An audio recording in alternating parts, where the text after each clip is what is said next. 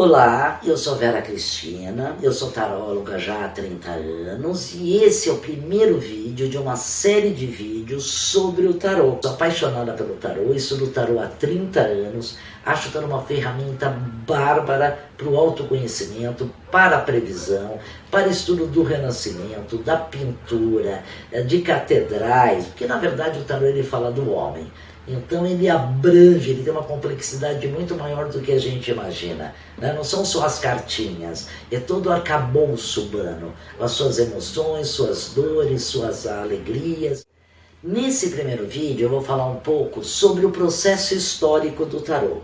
Existe muita confusão em relação a onde o tarô surgiu, infelizmente. Então um aluno que tem um interesse em estudar as cartas do tarô, quando ele vai comprar um livro, ele se perde, porque ele acha que ele tem que estudar cabala, ou ele tem que estudar mitologia egípcia, porque se tinha a ideia de que o tarô veio do Egito, pelos ocultistas antigos, eu vou falar disso um pouquinho mais lá para frente, e muitas vezes até o aluno se perde, e perde tempo, né? Então esse vídeo eu vou explicar um pouquinho o processo histórico do tarô.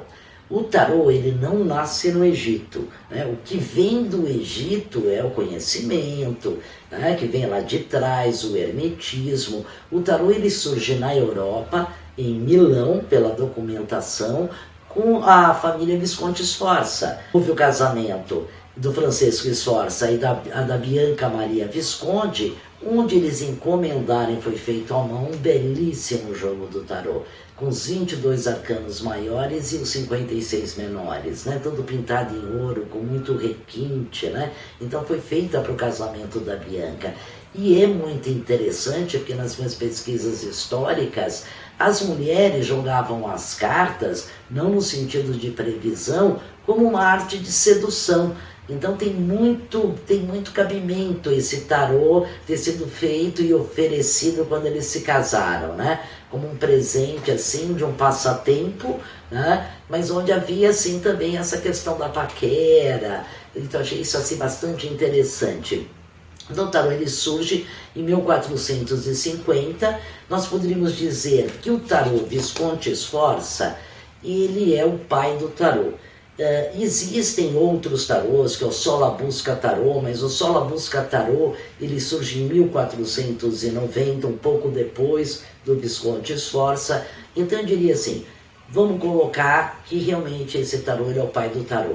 Ele tem os 22 arcanos maiores e ele tem os 56, que são divididos em 4 naipes. Naipe de paus, naipe de espadas, de copas e de ouros, né? As cartas vão marcar o cenário da época. Então, por exemplo, aqui no mago, eles estão retratando um mago de rua que fazia truque nos vilarejos, né? A sacerdotisa, ou a papisa, ela foi inspirada numa ideia medieval da papisa Joana. Aliás, existe um filme excelente sobre a papisa Joana, né? Uma mulher que foi tronada papa, mas depois foi descoberta porque estava grávida, mas é linda, né? A imperatriz, existia a imperatriz na época, imperador, os temas como justiça, que são temas das virtudes cardinais, então a roda da fortuna. Então, na verdade, os 22 arcanos maiores do tarô retratam o conhecimento daquela época, né? O retrato do cotidiano. Não tem nada de egípcio, né? Ou imagens egípcias para dizer que o tarô veio do Egito. Essa ideia do tarô egípcio ela vem depois com os ocultistas.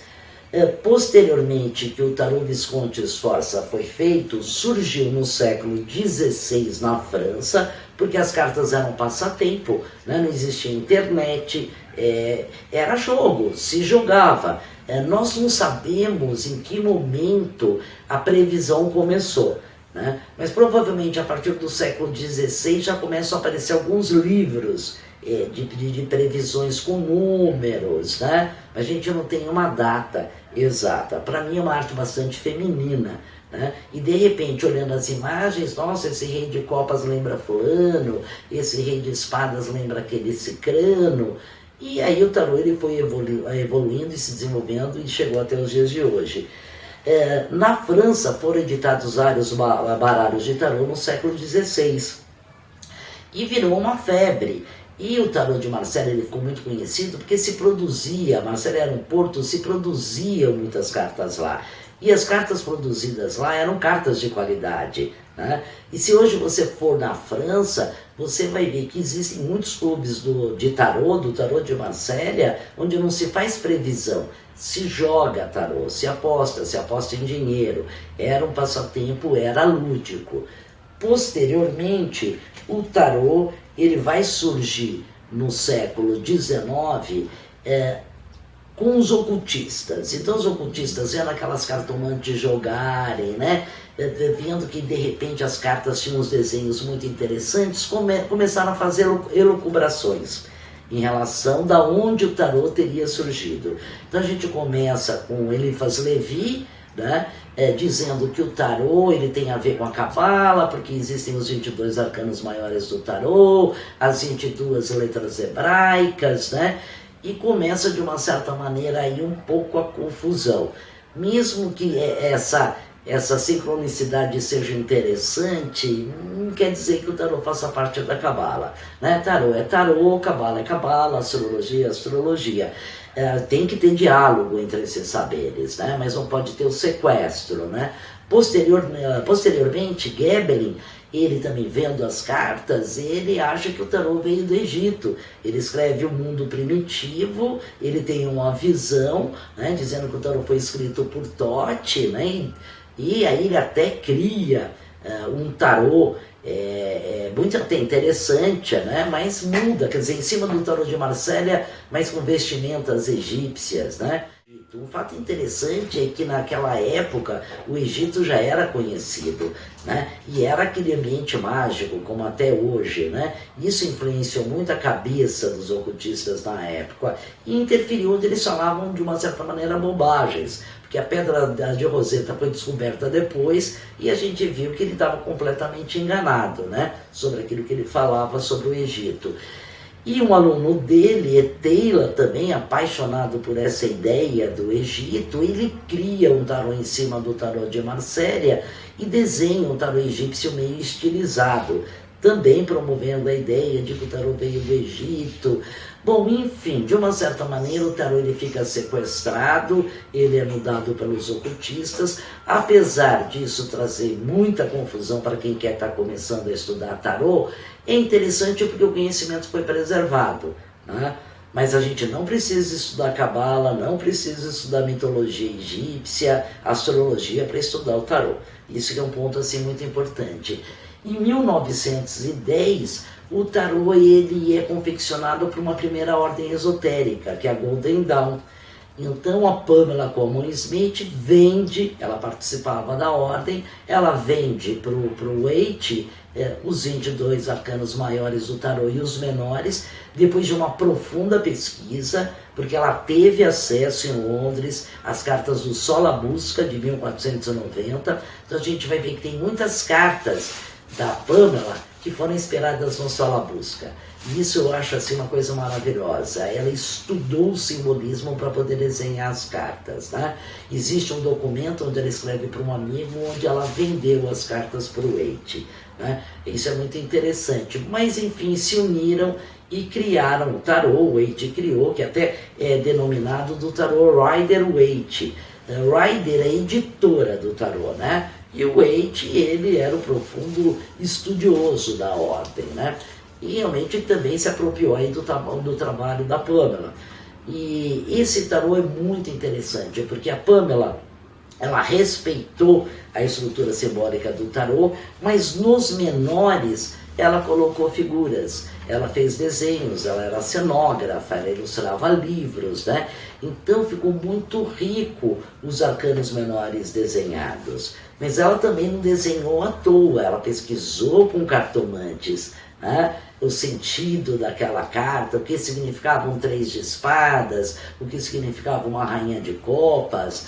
Então, apesar de ser um tarô que ele foi feito para a ordem, no sentido de meditação dos caminhos da cabala, ou meditação sobre os próprios princípios das cartas, né, filosóficos profundos de cada carta, é um tarô que você pode jogar. né? É um tarô que você pode fazer previsão. Ele é bastante editado, você vai encontrar muitas versões do tarô Rider-Waite, né? E posteriormente, em 2010, o Stuart Kaplan, que é dono da US Games e é um colecionador de cartas, ele fez uma homenagem para Pamela. Então ele foi para a Inglaterra, ele tentou pesquisar o túmulo dela. A Pamela ela foi enterrada como indigente, o que é um absurdo, né? Mas a obra dela está aí, ficou. Então um ser humano extraordinário. E ele faz uma homenagem e cria um deck em homenagem a Pamela. E até pelas próprias pesquisas dele, ele considera que realmente a Pamela quem desenhou as cartas do tarô e passou para o Waite. Então ele passa a chamar o tarô nessa homenagem de Pamela Waite. Então vocês vão encontrar esse tarô tanto como o nome de Rider Tarô, como Pamela Waite, e não importa, são as mesmas figuras. No tarô do Rider Waite, as cartas, o colorido das cartas é mais brilhante, é mais aceso. Na Pamela se respeita os desenhos originais, então vai para um tom colorido, bastante colorido, mas mais em tons pastéis, né? Então é importante também quando você for estudar tarô, você definir que corrente ou que linha você quer seguir. Porque posteriormente a 1910, o Crowley também com a Frida Harris, cria em 1935 o Thoth Tarô, ou Tarô de Thoth. E ele muda completamente também a estrutura das cartas. Tem diferenças entre os 7 de ouros do Waite, que é progresso, crescimento, melhoria, dos 7 de ouros do Crowley, que é pobreza, desgraça, miséria. Então é muito importante, se você for seguir uma linha, a minha linha é simbologista e o tarô que eu uso é o tarô Rider-Waite, você entender isso para depois você não se perder. Porque existem diferenças entre esses tarôs e entre as escolas, né? Mesmo os tarôs cabalistas têm diferenças entre as escolas. Então é importante que você escolha um tarô, né? A minha dica é o tarô Rider-Waite, tem vários clones dele lindíssimos que vêm em latinhas, né? Para seguir o estudo. As cartas da Pamela são muito claras e o cliente entende. Isso eu acho também uma coisa muito bacana. Os desenhos parecem simples, delicados, mas tem muito conhecimento aqui escondido em letrinhas, né? Então é um tarô que assim, o cliente ele entende, quando ele olha o jogo dele, as cartas. E isso é importante, né? Então, esse vídeo que eu fiz é falar só um pouquinho sobre a história do tarô, né? Hoje em dia a gente tem uma série de tarôs lindos, a indústria do tarô continua crescendo, com a internet, com a globalização, tem muita coisa boa sobre o processo histórico do tarô, como também tem porcaria, né? Mas assim, é um crescimento assim, constante das cartas. Hoje em dia são impressos tarôs um mais lindo do que o outro, né? Existe muito material interessante na internet, mas você tem que saber pesquisar.